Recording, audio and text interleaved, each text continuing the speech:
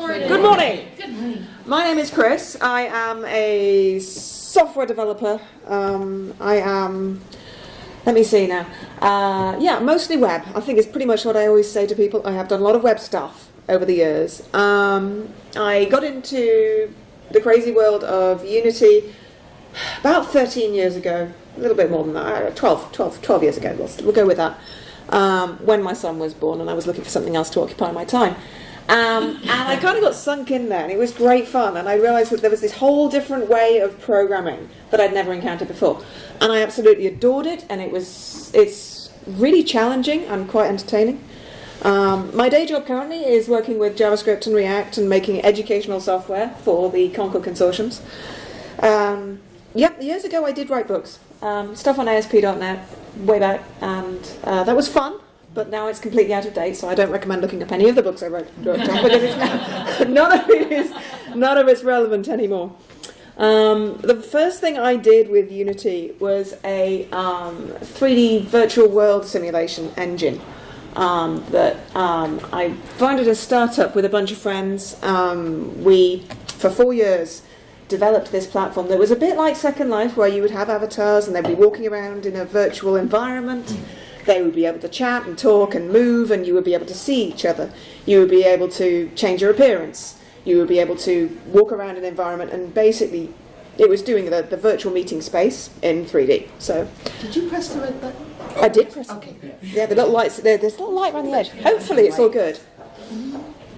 That was the big thing I worked on for 4 years, and I think after I worked on that, I did a talk at the Boston Unity group about networking and TCP, UDP, and the perils and the pitfalls. And that was great fun, but I don't recommend doing it again.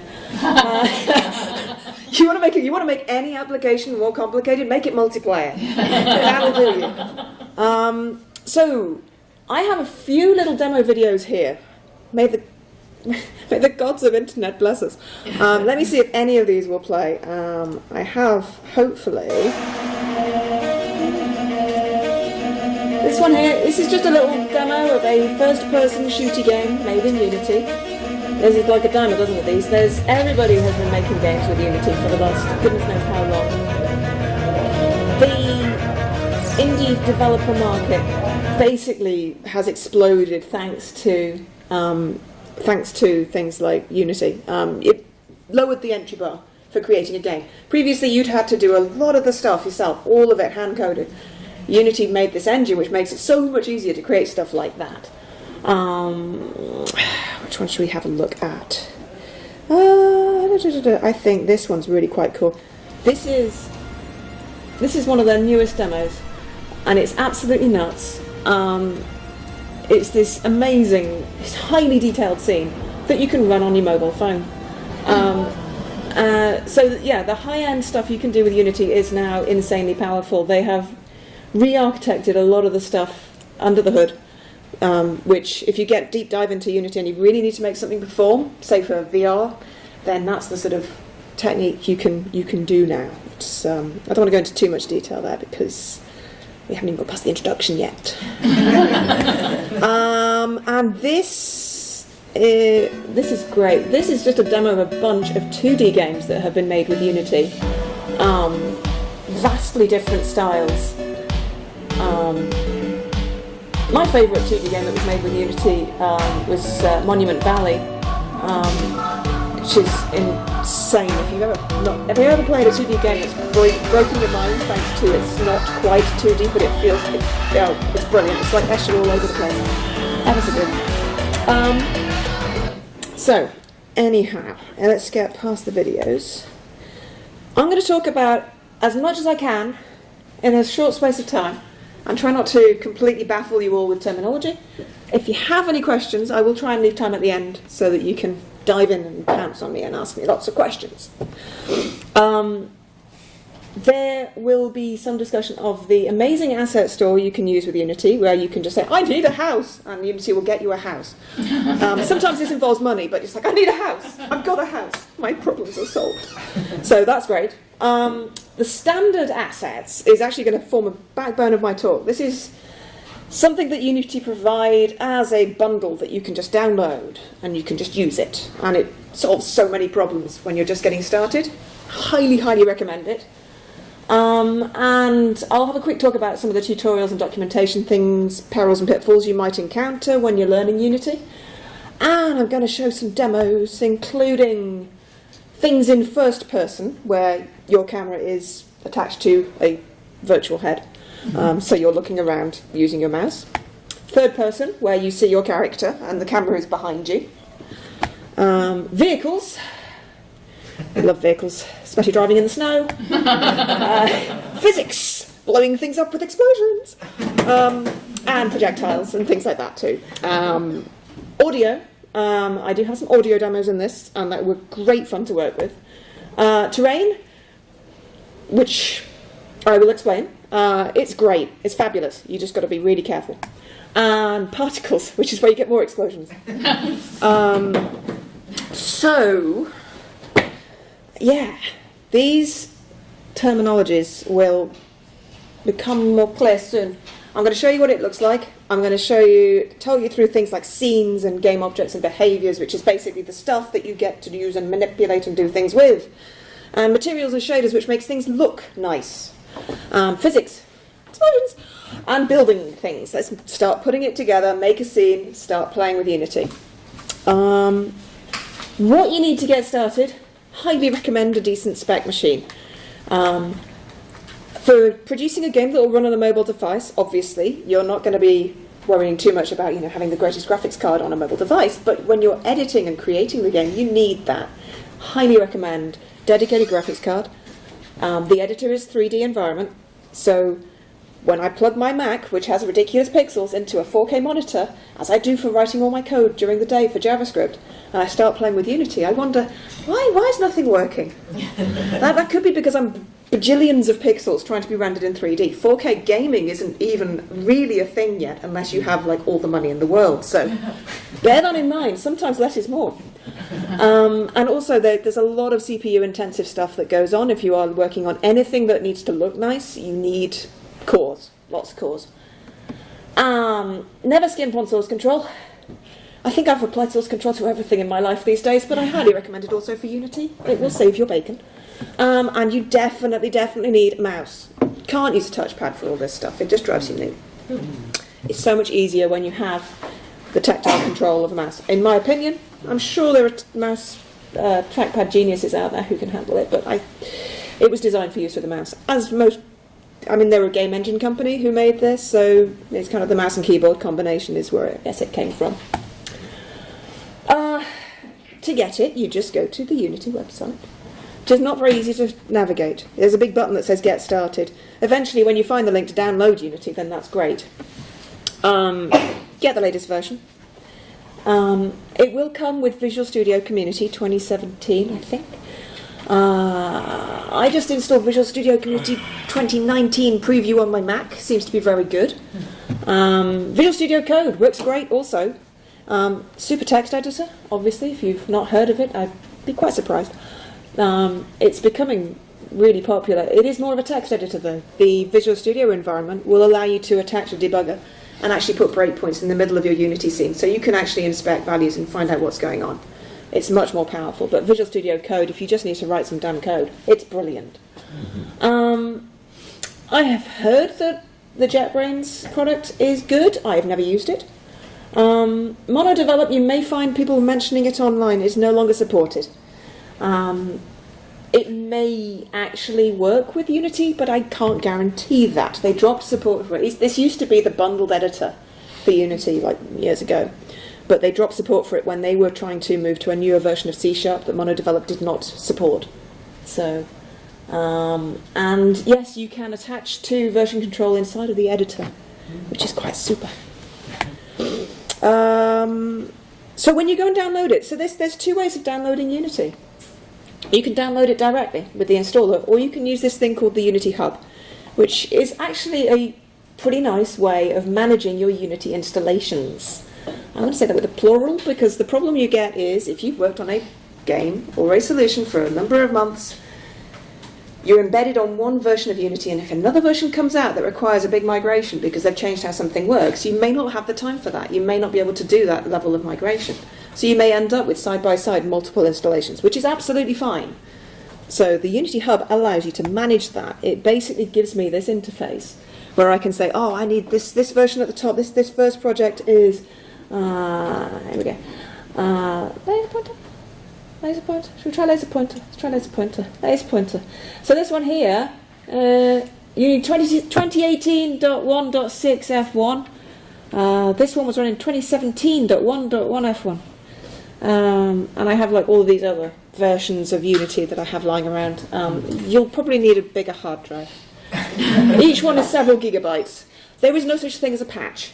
When you have a new version of Unity, I had to download it 3 times this week on 3 machines. It's like gigs each time. There's no such thing as a small incremental patch. It's a new editor every time. This is not optimal. Yeah, the Hub has a nice little learn interface. You don't have to. This is the other thing, right? Little point versions, you don't have to. You can skip them. You can just leave it for a few weeks. That's okay. I wanted to give you guys latest and greatest, but I sacrificed many hours.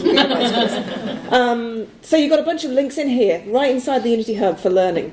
So if you want to find a handy place for finding tutorials that isn't the internet, you can get to them from here, and they'll take you to the video tutorials. And then on the installations tab, you get to list all the versions of Unity you currently have installed. Just too many. This is the official releases section. This screenshot taken 5 days ago. We're now to 0.8 F1.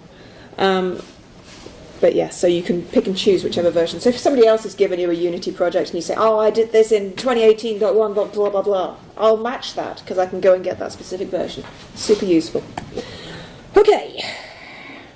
Enough of this. How do I end the show? Hang on. Let's get Unity up. Enough talking. And okay. Here we have the Unity editor. So once you have downloaded it and launched it, and I am going to quickly change my display options because I can't see what I'm doing. Here we go. All right. The Unity editor, welcome. This is a blank and empty scene inside of the Unity editor. When you launch it, there's not a lot to see. It's pretty boring. I have, in the top left corner over here, I have a thing called a hierarchy, which contains basically, okay, let's start from the beginning. Scenes are, basically you could put an entire game into a scene. A game could consist of multiple scenes. So you could have like an introduction scene, and then you could have the scene where you're on your ship. You could have the scene when you're talking to people out in a town. If you had a game that had multiple levels, you could have each level contained in a scene. So in each scene, you will start off with a camera and a light, which is fairly basic stuff. I have, a little lower down the screen, I have the project tab. This is a list of all of the stuff that I have imported and have available in my project currently. So I'll show some of this stuff off in a bit. This big window in the center is the scene editor view, and I can have a look around. There's not a lot I can do here because there's nothing you can see right now. But if I turn on the skybox, oh, here we go. So now you can see a virtual horizon, and that's nice. And I can do things like, oh, let's add a plane, and now I have a nice big square flat thing in my scene, and I can make it bigger, and I can make it a different color. Oh yeah,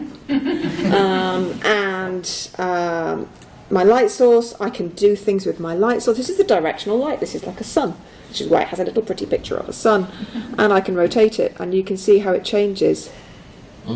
The skybox and the reflections on the surface of, ooh, there we go, shiny. So we have that. There we go.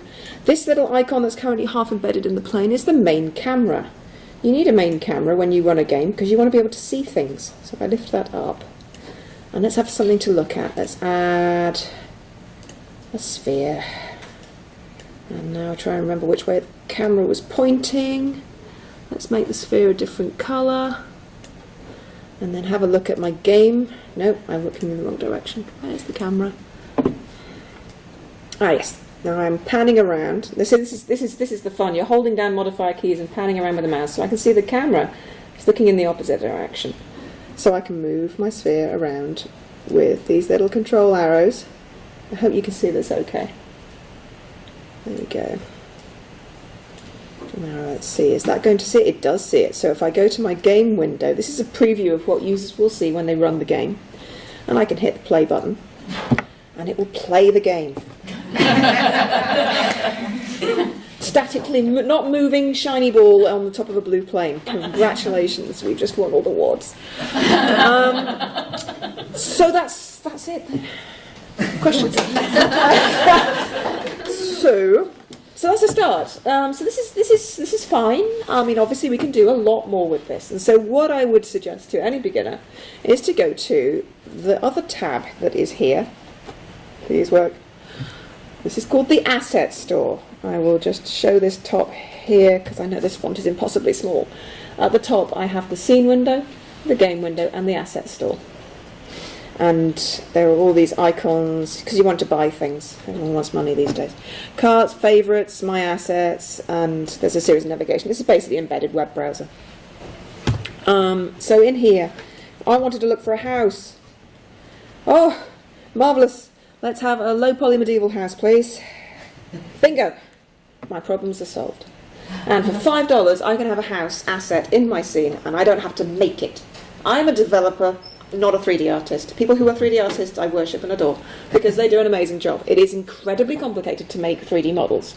If you're a developer like me who is happiest in code and has never done this, I've done it now, but when I first started doing this, this was not something I was familiar with doing. You can get these assets, these wonderful assets, from the Asset Store. Some of them are free, which is really useful. Is there a search for free ones? If you're just trying to yes, there is. So if I was to search for house, and then go away window, and then where's the filter on this? There was a filter for this. I know there was. All assets. My scroll wheel doesn't work very well on this.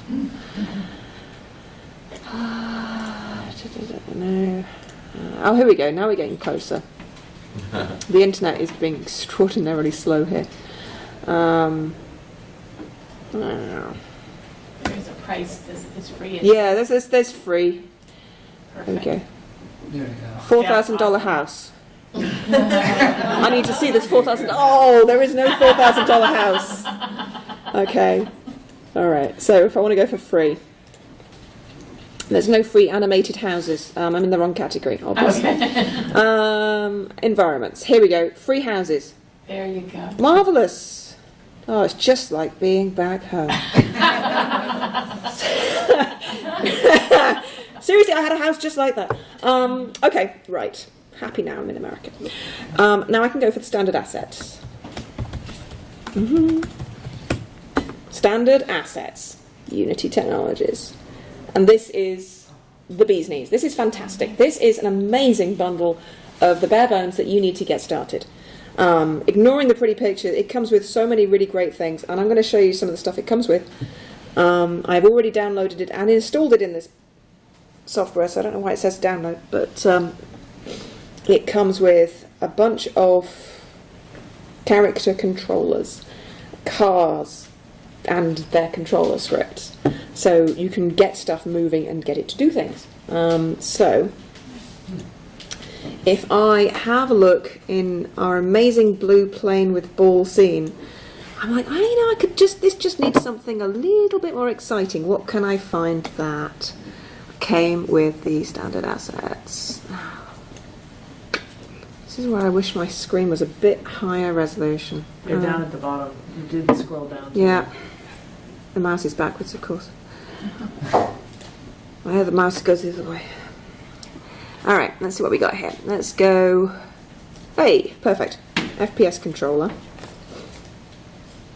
And let's move this up a bit. Move it back a bit, so it starts there. I'm going to take out the main camera. Bye-bye main camera. And now this has its own camera, so when I hit run, I'm now here. With big shoes. And I can examine the amazing dark sphere of contemplation. The clog dancing simulation. Magic. So yeah, there we go. We just solved a problem. That is actually quite complicated to achieve. If we have a look at just what that included, that came. Looking at all of these lines here. This would probably be easier if this bottom plane was a little darker. There's nothing visible here. There's this blue wire thing, there's a green wire thing, there's a little speaker, and there's the camera. So, the camera is the camera. That's what you're looking out of. The speaker represents an audio source, which is the footsteps that we heard. The green thing is a physical collider. That's what stops me from falling through the plane. Without that, what happens if I turn it off? Oh, actually, let me start that again. I need to do it without maximising it so I can turn it off. Okay, don't maximise it. There we go. Right, now here we are, we're walking around. But if I turn off... There it is. Come on.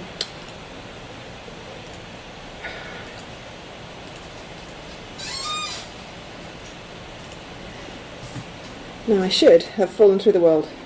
I have not fallen through the world. This is disappointing. It's probably the character controller was actually stopping me from being silly, so that's probably quite good.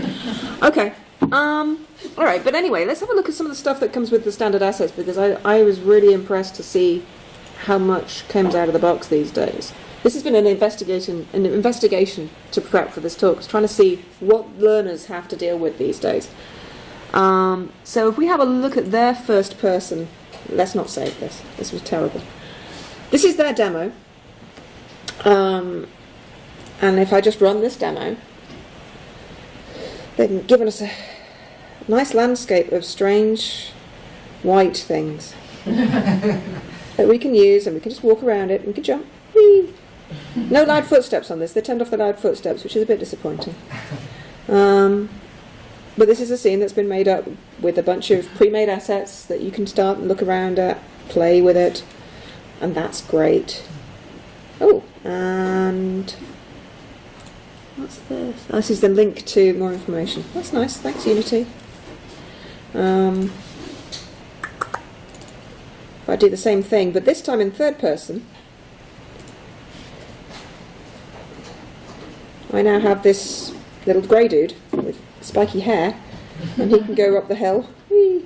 Come on, faster! Oh, he can walk. I can slow him down. This is animated. So this is an animated character. Is it the Tin Man? I think It's a bit like a Tin Man. I think he's got some sort of glasses on and a funny suit thing. I mean, high-tech belt. it's a very high-tech belt. Oh, wow. Come on, push the box, push the box. There we go. So there we have some physics going on there. So that's the third person view. Let's have a bit of fun. What's third person AI? Yes, that's sure. So this car demo. This car demo is quite fun. We have audio. We have lights. We have particle effects. I don't know if you can see it, but when I put the brakes on, there's some smoke. But if I go fast, and then do a quick around the corner, come on, there we go. Just see it. It's really hard to see on the screen, but there is tire marks. Yeah, there we go. And smoke. Donuts! My day is complete. So we can also do donuts. There is also, they have these AI modes. So now there's a couple of different kinds of AI demos they have here. I believe this one is, I'm not going to drive it. Fly it. I think this one flies itself. Very nice. Oh, wow. There it goes.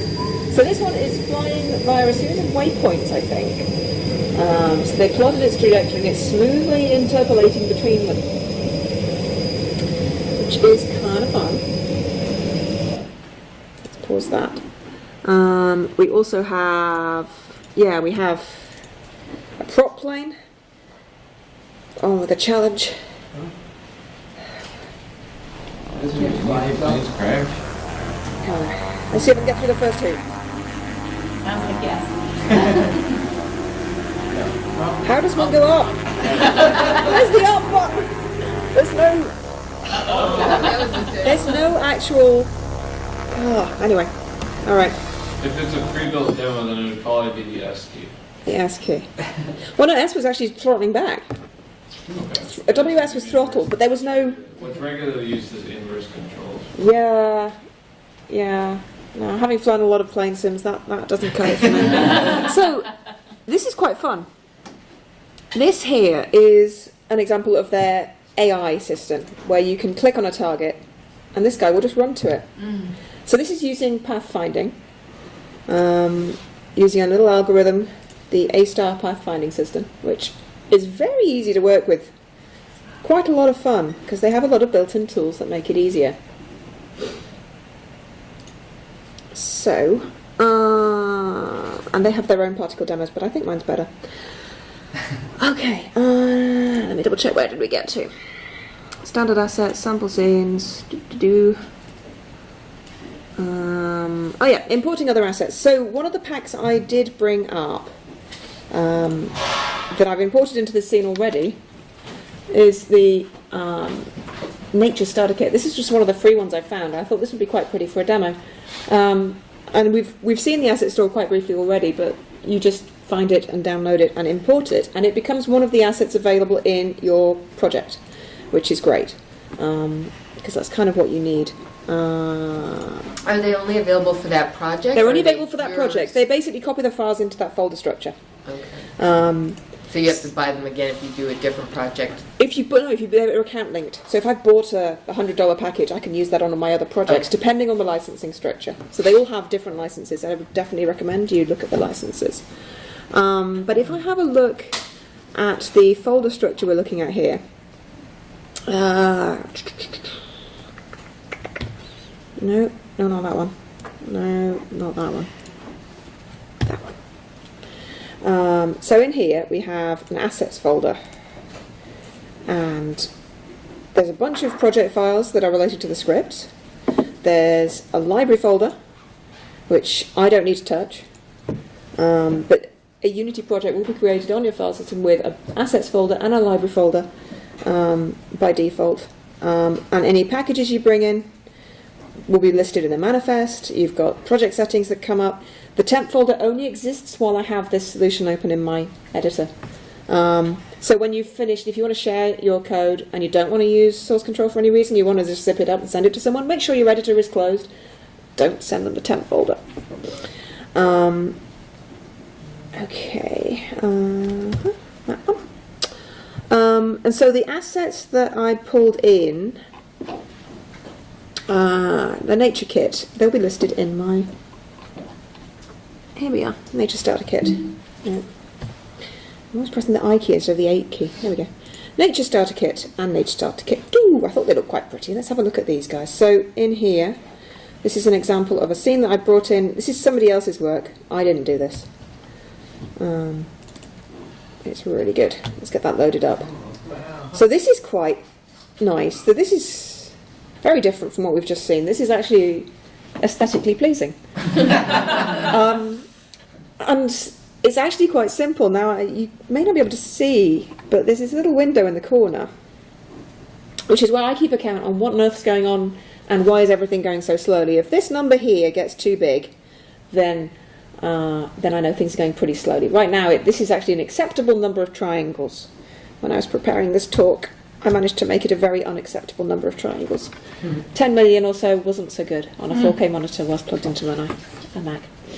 But yeah, this is great. This is a super little project that I brought in for free. But if I look at it in the editor, here's what it looks like. And so it came with a bunch of trees.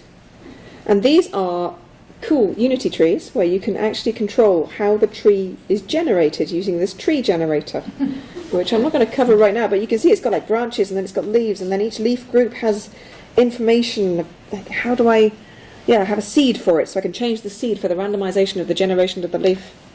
And I can change how frequently we get leaves. And I can change the colour of the leaves, and I can change how symmetrical each tree is. Really super useful tool. And you can export a predefined tree that you can give to somebody else, which is what I've just downloaded. They are sitting on a terrain. This is a block of terrain in Unity, and terrain can be edited. We can raise it or lower it. Let's see if this works. Whee! Let's make a mountain. So you can just paint some terrain. It's a really bad idea, but you can do this anyway. And now, bingo, we've got mountains. And now we can paint texture on top of that terrain, except I don't think we have any brushes defined. They haven't given me any yet. But if I had, I'd be able to brush mountains. I'd be able to make it look rocky at the top, or snow-capped mountains, whichever you wanted. And in here we have the option to plant details. So I have these brushes that define, basically if I'm drawing with a brush and each of those sort of white marks is a probability of the thing I want to add to the terrain being there, these ones down here are going to look fairly scattered, fairly natural, whereas a nice big white circle means I'm going to get a beautiful round circle of tree. May not be ideal. Depends on what you're trying to do. So that's terrain. Oh boy. Okay, right, moving on. Let's do a really quick scene. This is good. I'm going to show you this one. This is a scene I made using a thing called ProBuilder, because I'm not an artist. I'm a programmer, but sometimes I need to make prototypes and I need to be able to generate an object quickly. And this tool, ProBuilder, is super useful for that. Now, I quickly bring up my tools.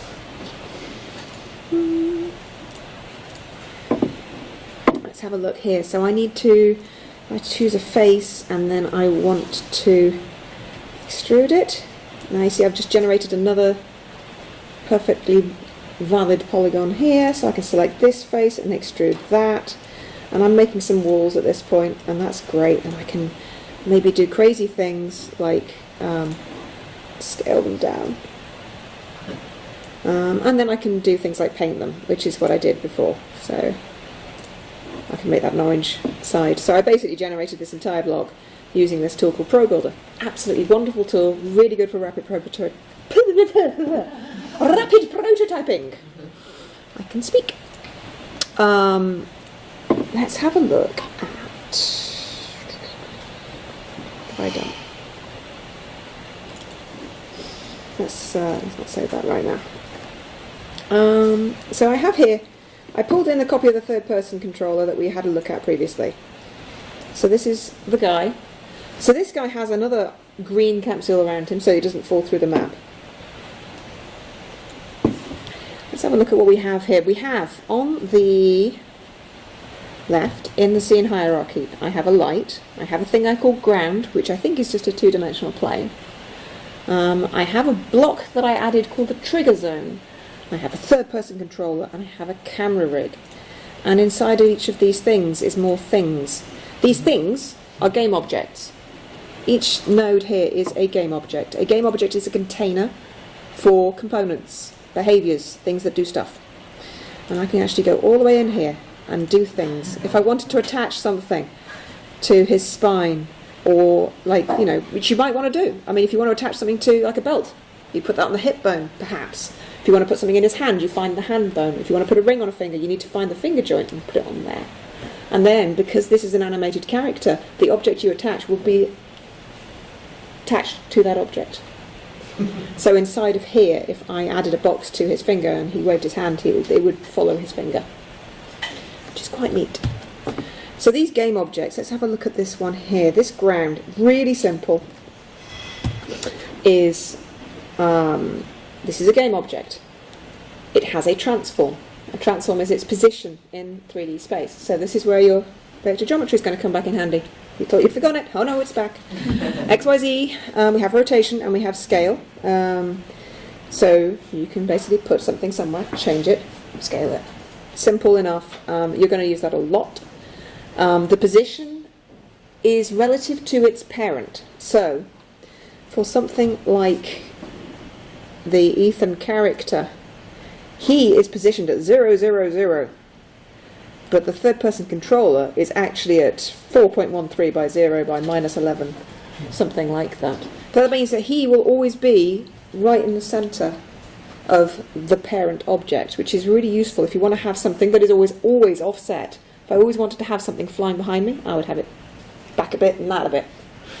And so that relativistic positioning is great. You also then have relative rotation, which is where it gets more complicated to do the math. But if you're doing code, then it makes it a little easier. But that is that. Now I have in here, there is a component, a behaviour. This is something that is attached to a game object, and you can have multiple of them, as I do indeed here. This is an animator, which is what makes him move. It is attached to an animation controller. And this is great. This is a flow state of what he's doing at any one time. And with this window open, if he is walking around, I can see which state he is currently in. Is he grounded? Is he on the ground? Is he crouching? Or is he airborne? And these animation states are smoothly transitioned to from each other state. And you can define the variables for the transition. If I'm moving faster than 0.1 meters per second, then I better be running. Or if I'm off the ground, I better be airborne. And so you define those logical conditions in code, and then it transitions between them.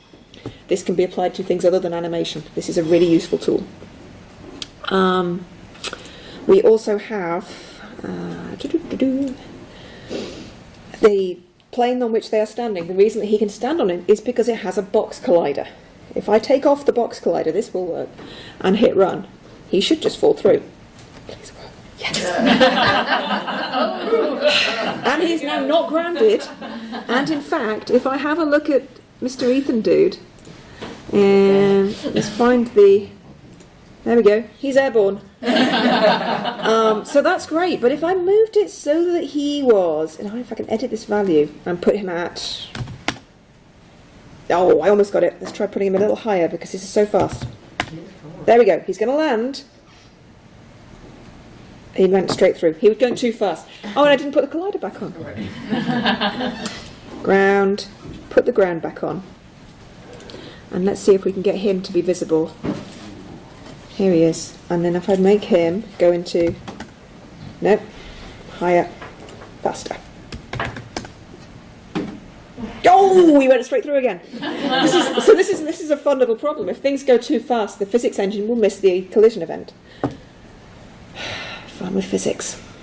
So yes, this is where it becomes a little more entertaining. Physics is good, but can also go wrong. Let's have a look at that physics demo. We said this is running short on time. No.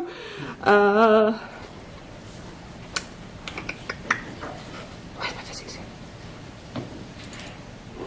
Don't save that one. This is particles. Particles are great. Particles are super. The particle system in Unity is really, really quite awesome.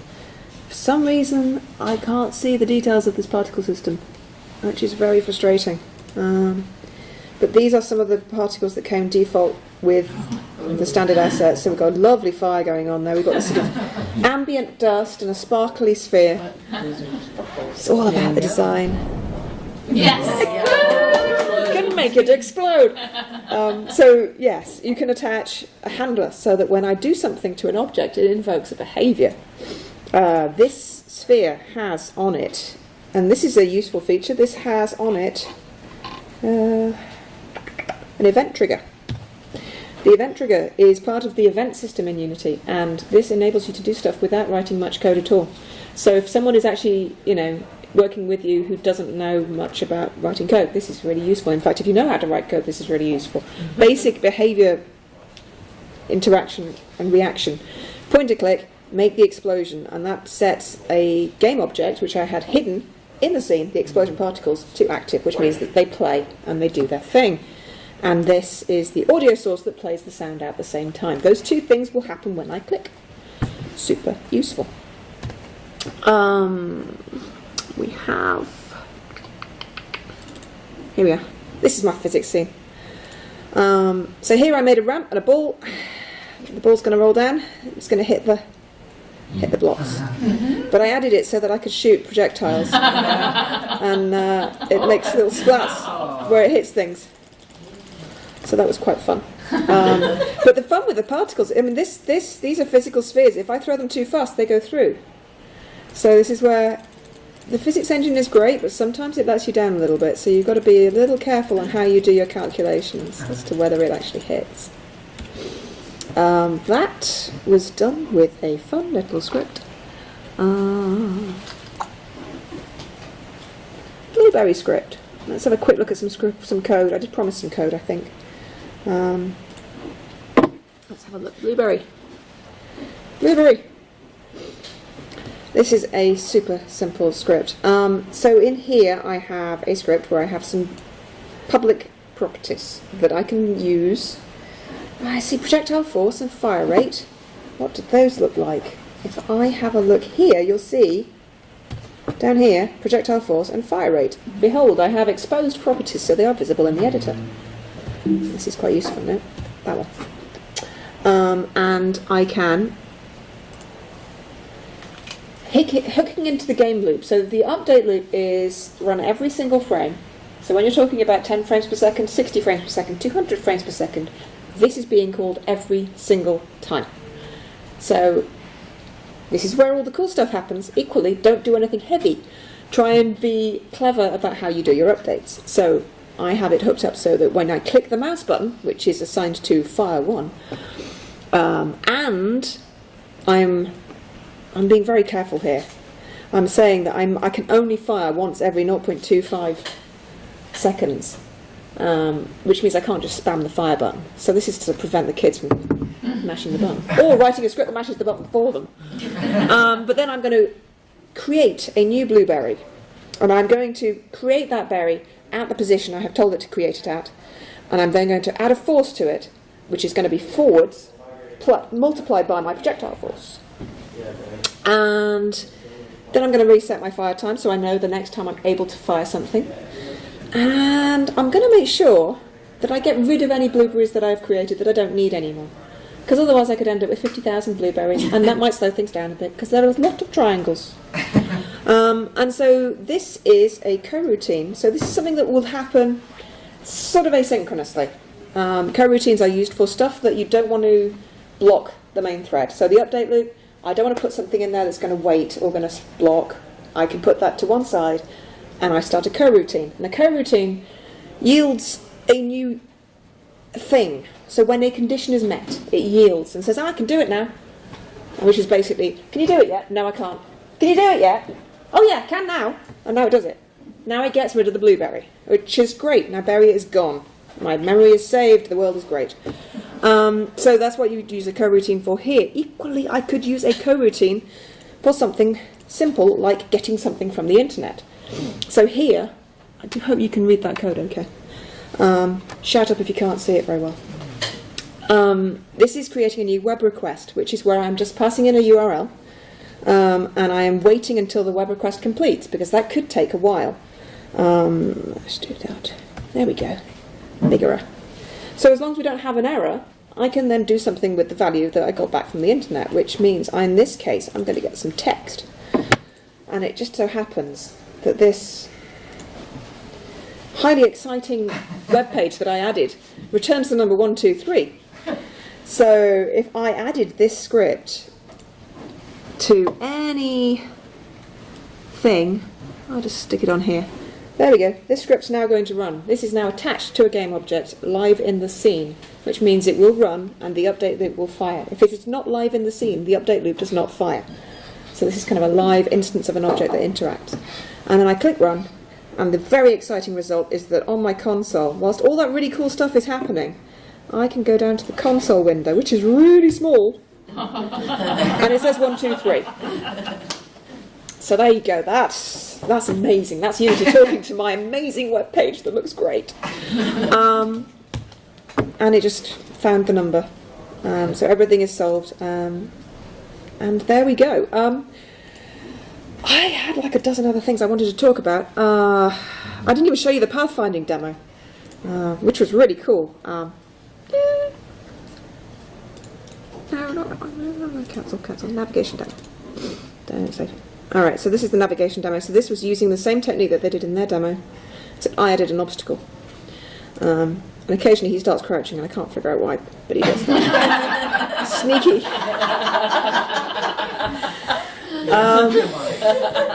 With more time and effort, I'm sure I could figure that one out. But the navigation part is super. This here, there's a way of showing it in here, and I can't see it right now. Is it this one? No. But you can see that basically when it does this baking process, what it does is it forms a map of all the objects, and it knows that this object has been... Oh, it's in the scene. I'm in the wrong place. Here we go. Here's the nav mesh. This is a navigation mesh, and it knows this is an object, so you can see clearly it's not going to go there. And it just figures out what's the fastest route to get from me to the white square. Okay. Wrapping up super quick in less than a minute. How do I get started? So tutorials. There are so many tutorials out there. Unity is now 13 years old. A lot of them will probably be a little bit out of date, so keep your eye on whatever version it says it's good for. If it's 5 and above, you should be okay. 2018, great. 2017, somewhere in the middle. 5 is when a lot of things changed. They changed the UI system significantly. So if you find code that says on GUI, don't use it. It's deprecated. A lot of the manual is great. Script reference also, some of it is deprecated. So again, you're going to have to search around a little bit. I found a lot of things that were deprecated that should probably be updated. They have some great live training sessions that were recorded a couple of years ago, probably, maybe. So, again, might not be quite the same UI, might be a slightly different name of a button, should be pretty much the same concept. So give it a bit of leeway. If you can't figure it out, then the answer is out there. I wish they'd update their training. There we go. 2 minutes overdue. I'm here for questions. I know you guys have probably got to get on to your next talk. Quick question. So when you're talking about the physics engine and blocks not correctly interacting with each other, is that clipping as any glitch, or is it just not registering it in time? It's just not registering it. So could that be solved by adding more colliders or thicker colliders? You could make a collider bigger than the object that it's designed to hit. You could also, you could add multiple layers of colliders. You could make sure that when you do your physics detection, it adds extra checks. Okay. You can use things like raycasting, so I can fire a beam ahead of me, so I know I'm approaching a wall that's 2 meters ahead of me, so it knows it's going to pre-warn the collision side of things. There's a bunch of things you can do to try and get around a lot of these problems, and a lot of people who have done physics-based simulations sometimes rework things because the Unity side of things is okay. It's not perfect. So if I am handed a project and I need to store it in my version control system that may be external to my machine to share with someone else, what is the smallest unit, like what would I capture from a Unity project and put inside of my repository for the shared repository to recreate the project? What I would normally do, go to GitHub and create a new project, obviously get it all set up and ready, create my new Unity project.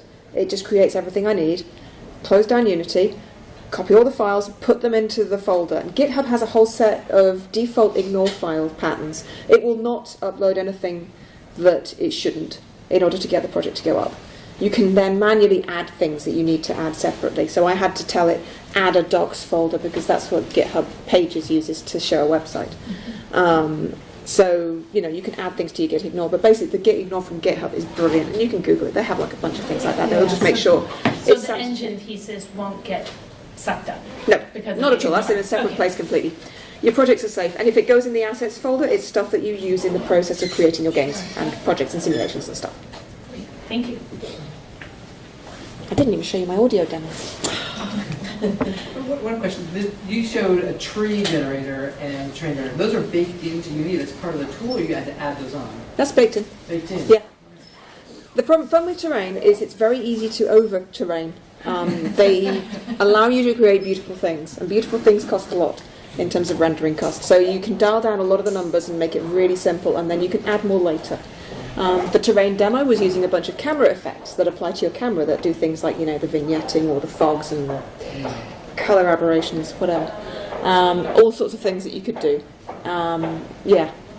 So, the terrain stuff is great, but you can overdo it. I overdid it. I created my initial game content block on my gaming rig with my super powerful graphics card, and then I put it on my laptop and it didn't work. So, we learn. Okay. Last question. Go on. How hard is it to export things? Like once you have this thing in Unity, how, I didn't even show you that part. You just go to build, and then you go build, and you choose your platform. So this is the cool thing about Unity is when you go to build it, I get to choose what I want to build it for. The WebGL, there's a link off my site link I put there, which is to the WebGL build. You can build for Android, Xbox, PlayStation, PC, Mac, tvOS. Facebook? Put on. Yeah, Facebook as well. I've done it for Facebook. Yeah, Facebook Game Room. So, but yeah, it will have to re-import the assets, and it takes about 10 minutes to rebuild. At least, depending on the size of the project, it could take a lot longer. I guess that makes sense because technically SMS Messenger does provide inbuilt games, so you could actually develop for that. Yeah, they support a lot of platforms, which is really cool. There will be some things you cannot do on some platforms that you can do on others. So on mobile, you probably can't do the same depth of HDR camera effects shenanigans that you could do on the desktop. Okay, there's way too much to cover. Thank you very much. Thank you.